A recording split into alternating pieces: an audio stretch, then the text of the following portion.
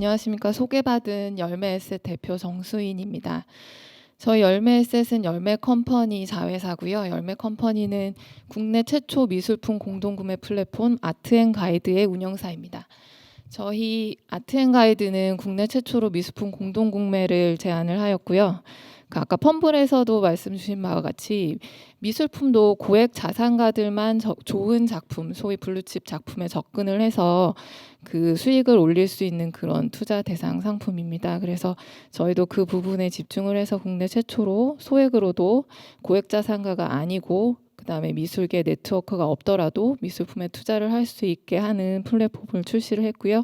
현재 매출 부분에서 업계 1위입니다. 그래서 저는 저희 회사에 집중을 한다기보다는 미술품 조각 투자가 왜 나왔는지 미술품 조각 투자에 대해서 간단히 설명을 드리고 관련 정책에 대해서는 한국형 STO 모델이라고 할 수 있는 신탁 모델에 대해서 간단히 설명을 드리도록 하겠습니다. 먼저 미술품 조각 투자를 말씀을 드릴 때 미술 시장의 특성에 대해서 말씀을 드리지 않을 수가 없는데요. 미술품이라 그러면 예술품인지 투자 자산인지에 대해서 경계에 있다고 생각하는 분들이 많으실 거라고 생각을 합니다. 그런데 지난 1997년 크리스티 경매에서 빅터 스탠리 간츠 부부의 컬렉션이 피카소 등 58점 작품이 2억 650만 달러, 하나로는 2,480억 원에 낙찰이 되었습니다. 간츠 부부가 이 58점 작품을 구입하는 데 쓴 돈은 200만 달러, 하나로 약 24억 원입니다. 즉 100배가 넘는 가격 상승률을 기록을 하였는데요. 이와 같이 희소성으로 인해서 미술품 가격은 시간이 지날수록 다른 자산에 비해서 상승할 가능성이 매우 높고요. 이 1997년 경매 이후로 미술품이 예술품이냐 투자 자산이냐에 대한 논란은 종식이 되었다고 보아도 되고요. 미술품에 대해서 투자 자산으로 봐서 현재 제1금융권 등에서 미술품에 대한 각종 서비스를 제공을 하고 있습니다. 그래서 이 아래 두 그래프 중에서 오른쪽 표를 보시면 이제 2008년 그 서브프라임 모기지 사태 이후에 S&P 500 지수가 회복을 하는 데는 5년 정도가 소요가 됐거든요. 근데 아트 인덱스의 경우를 보면 3년 만에 회복을 했습니다. 또 그 같은 기간 동안에 블루칩 작가의 작품들, 뭐 피카소라든지 그런 작품들은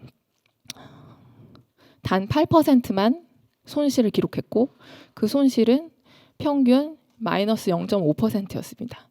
즉 손실이 거의 없었다는 거죠. 그만큼 안정적인 자산이고 경제 위기가 왔을 때도 회복이 빠른 자산입니다.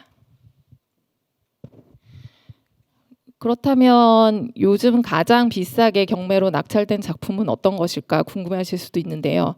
물론 경매에서 거래되는 미술품이 다는 아니지만 경매에서 거래되는 미술품만 봤을 때는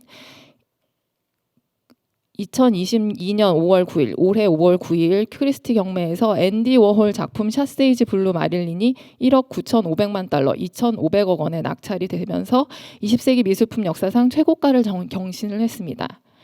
그래서 이렇게 사실은 미술품이 굉장히 고가인데 만약에 이게 부동산이라면 당연히 현금으로 다 사지는 않고 담보대출 등을 일으켜서 사겠죠.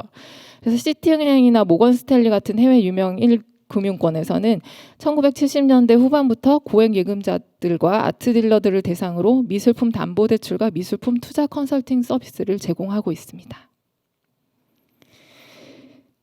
여기 나와 있는 동그란 작품은 아야코 로카쿠라는 작가의 작품인데요. 저희 아트앤가이드 플랫폼에서도 공동구매를 몇 번 진행을 하였는데요.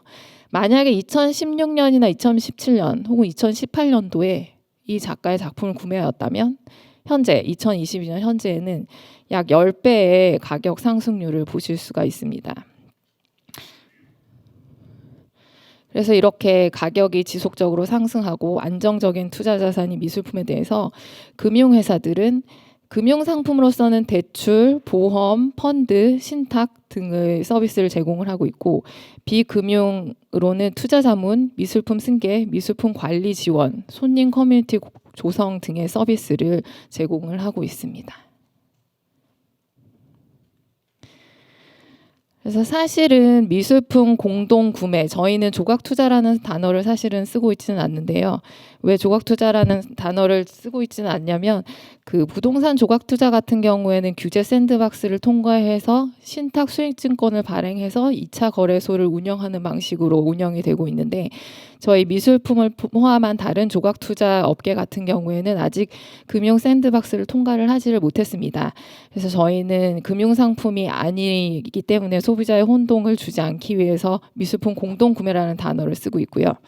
그래서 제 2차 거래소도 운영을 하고 있지 않지만 어쨌든 공동구매라는 형식을 통해서 민법상 공유의 방식으로 여러 명이 미술품을 공동으로 소유하는 방식으로 구매하는 새로운 형태를 제시함으로써 미술품 시장에 그 자금적으로 새로운 유동성을 공급을 하고 있습니다. 그래서 미술 시장이 재작년, 작년 대비해서 올해는 2배 넘게 성장을 해서 우리나라 미술 시장이 1조 가까이 성장을 할 걸로 예상이 되고 있고 그 미술품 조각 투자 공동 구매 그 파트만 봐서는 2022년 1,000억에 달할 걸로 예상이 되고 있는데 그 미술 시장 성장률이 아트앤가이드 성장률과 거의 비슷하게 그리고 아트앤가이드 성장률은 그 중에서도 가장 폭넓게 성장을 하면서 미술 시장에 견인을 하고 있습니다.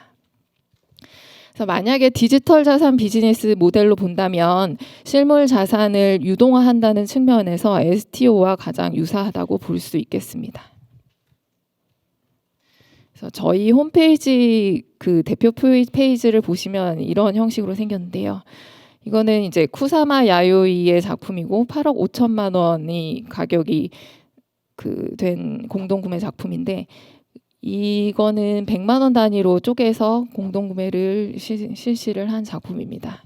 그래서 이렇게 공동구매를 할 때 과연 어떤 작품을 어떻게 선정하는지 소비자 입장에서 궁금하실 수도 있는데요. 저희는 일단 전 세계 8,500개 경매 시장에서의 작가의 작품들을 분석을 합니다. 그래서 공동구매 혹은 대출이 가능한 작가군을 1차적으로 선정을 하게 되고요.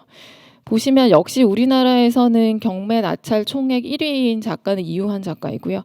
이유한, 쿠사마 야요이, 김한기, 박서보 등등 뭐 샤갈 등등을 포함해서 작가군을 선정을 하고 그 다음으로는 선정 작가군 중에서 경매 기록을 분석을 해서 최종으로 작가 및 작품을 선정을 하게 됩니다. 그래서 이 과정의 중요한 이유는 누구든지 사실은 공동구매하는 작품을 공동구매하겠다고 올릴 수는 있거든요. 그래서 예를 들어 내가 30억짜리 작품을 사람들을 모아서 같이 사게 해서 공동구매를 했다. 그런데 그게 다시 팔리지 않으면 사실 사람들은 자기가 소유하고 있는 물건에 대해서 권리를 행사할 길이 굉장히 요원해집니다.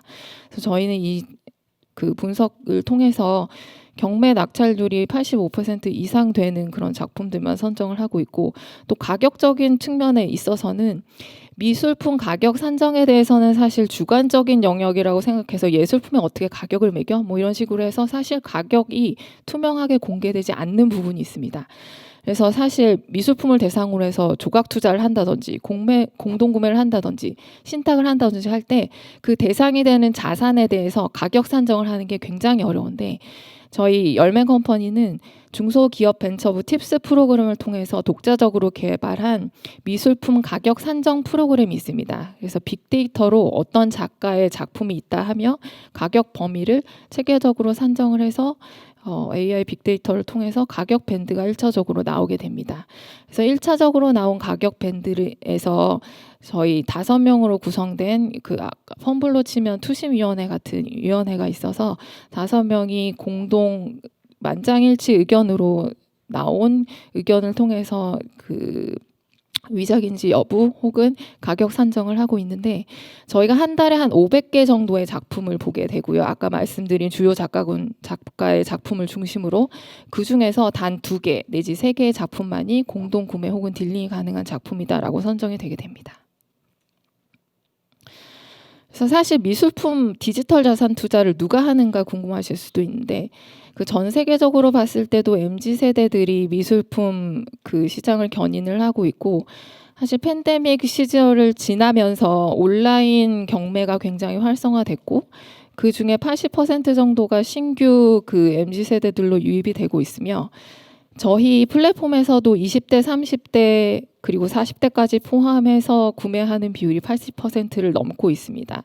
이 이유는 MZ세대들이 사실 컬렉팅을 하면서 인스타그램 등 SNS에 올릴 수 있는 작품을 원하기도 하고 온라인에 익숙하기도 하고 또한 자금 유동성도 풍부하다고 볼 수 있습니다. 왜냐하면 그 MZ세대, X세대 포함해서 그 작품을 구매하는 100만 달러 이상 구매하는 비율이 30%가 넘는데 전 세계적으로 봤을 때 그 MZ세대, X세대들이 30% 넘는 비율이 100만 달러 이상을 지출함에 비해서 베이비 부모 세대들은 17%만이 100만 달러 이상을 미술 작품에 지출을 하고 있는 걸 봐도 그렇습니다.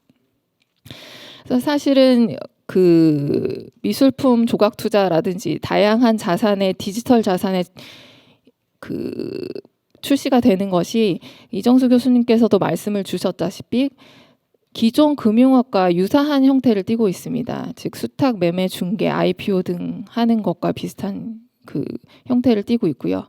그래서 사실 이게 가상자산 기반으로 다양한 형태의 자금 조달을 할 수 있고 고액 자산과 전유물이었던 자산의 일반 대중도 투자 가능하다는 순기능이 있기 때문에 글로벌 디지털 자산 기본법 정의 및 가이드라인에 관심이 집중이 됩니다. 그래서 한국형 STO 모델은 사실은 지금 샌드박스도 그렇고 신탁사가 끼어 있는 모델이 가장 현실적이라고 생각이 됩니다. 왜냐하면 아까 이정수 교수님께서도 기조에서 말씀을 하셨다시피 그 자본시장법에서 다 규율을 할 수는 없거든요. 왜냐하면 현재 투자계약증권이라는 거는 자본시장법상 개념도 아직 명확하게 정립이 되어 있지 않고 그 투자계약증권으로 만약에 신고를 한다 해도 사실 증권신고서 양식도 마련이 되어 있지 않습니다. 그래서 업계에서는 사실상 투자계약증권으로 뭔가 디지털 자산으로 접근을 한다는 건 현재 불가능한 상황이고 가장 현실적으로 가능한 건 신탁사를 끼우는 그 펌블에서와의 동일한 모델이 됩니다. 그래서 지난 10월 13일에 금융위원회에서 신탁 혁신 방안을 발표를 했는데요. 거기서도 역시 중점적으로 얘기를 한 게 신탁을 통한 수익 증권 발행을 허용을 하는 것이었습니다. 그래서 지금은 텀블과 같이 규제 특례 샌드박스로 서비스를 임시 운영하고 있었던 조각투자 업체들이 금융위 발표 신탁업 혁신 방안에 따르면 그 신탁 수익 증권을 발행을 함으로써 제도적인 기반이 마련이 되게 됩니다.